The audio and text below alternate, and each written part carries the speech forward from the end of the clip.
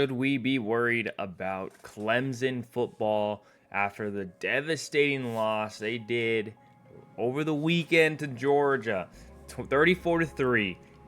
Embarrassing. This was supposed to be Clemson's comeback year. I had Clemson, I'll be honest, I had Clemson winning, but in the back of my heart, I knew that they were going to lose. But I thought it was going to be closer than it was. The first half was really cool.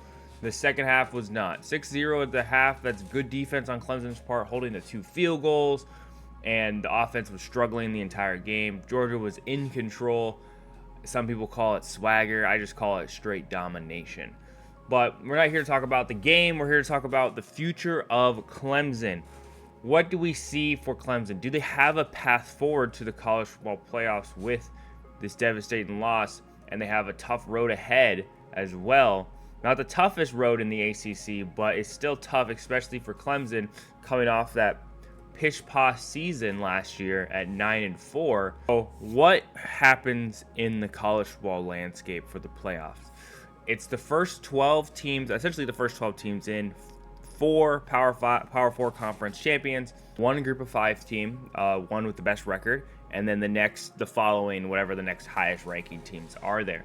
Which generally speaking, if you look at recent years, most of the 10, the 11 and the 10 and 2s, the 11 and 2s fell in that category. Very few in the last 3 years was there a 3-loss team in the top 12. Utah, Kansas State in 22 had 3 losses and they were in the top 12. 21, there was Utah again in the 3-loss category, and there was 0 teams with 3 losses last year in the top 12. In a very competitive year sense, there could be a lot of teams that are 10-2 because in the recent years, in the last 4 years, there was many top 25 teams that only had 2 losses, and they were ranked somewhere in the middle of the 10 range, the 10s, just because there was so much competition for that higher tier spot. But I would argue that this year, that most, if not the playoff committee, would value wins and losses very heavily just because the way it's laid out. Especially after the blunder of Florida State last year, I doubt that there's going to be any teams with 3 losses unless they're a group of 5 team in the top 12. So for Florida State to make it, they either A, just win out and win their championship because they get a guaranteed spot, or if they lose a game, they have to win their championship. Another issue that does come up is when you look at their schedule, they play NC State, Florida State, and Louisville. And that's not counting any other team that potentially could be good this year. Like South Carolina, we don't know how good they're going to be this year.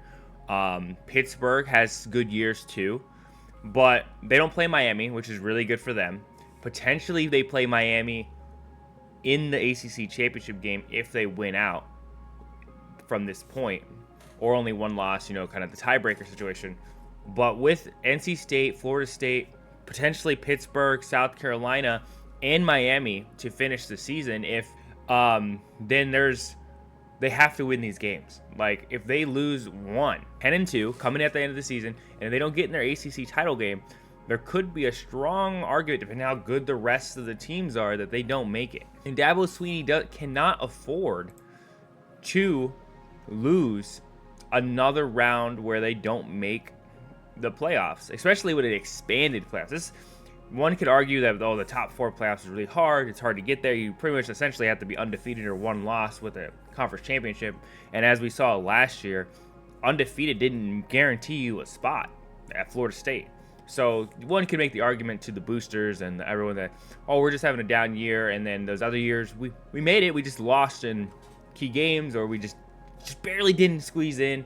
And yeah, you can make those arguments, they'll love you forever. But their next coming up opponents, they have Louisville. We'll see how good Louisville is here. They play Notre Dame week 4.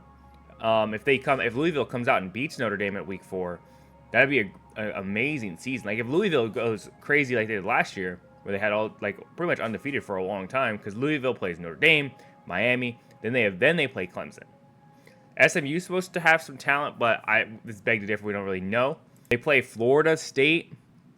That would be Florida State's first ranked opponent, We don't know how good Florida State's going to be, especially after their loss against Georgia Tech. And when this video was being recorded, we don't know how they did against Boston College, which I have Florida State coming back and winning, but we don't know if this is a Florida State down year, so we can't determine if this is a good opponent for Clemson or if not. The road for Pittsburgh to be ranked by the time they play Clemson, as of today, Pittsburgh doesn't play a single ranked opponent until Clemson. They play North Carolina and they play SMU. Pitt has the easiest road to make it to the playoffs if I ever saw one. They could win out every game, lose to Clemson, and they'll be 11-1. Can you believe that? Pittsburgh, 11-1, and then if they lose their championship game, they'll be 11-2, and they could make an argument that they might have had an easy schedule, but they won their games. They won their games. You can make that argument. Yes, Clemson has a good road, has a hard road ahead of them, and with this devastating loss, they are going to be a comeback type of season where they pull it back together and realize that whatever they're doing is not working, and come out and play hard against NC State in week 3 and show the world that Clemson is here to stay and they deserve a spot in that playoff. Or they're going to come out in NC State and just lose. And if they lose against NC State, I don't think there's a path forward. I don't think there's a path forward for them to make it, because if they lose to NC State, they still have to play Florida State. They still got to play Louisville. They still got to play Pittsburgh. They still got to play South Carolina. And I just don't see it. Like if they lose against NC State, that means they have to have hope that there's other teams that will essentially push them into the ACC championship where they can win to get that guaranteed spot. Because 2 losses, that's the cutoff.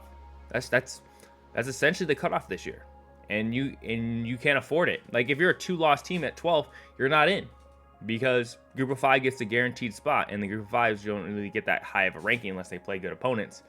So this is Dabo Swinney's like final 11 games, I would say, because if they don't make the playoffs again, I think he's going to get canned at the end of the year, no matter what bowl game they get in, because they're not going to be any good bowl games because they're all in the playoffs. That's going to be it for this.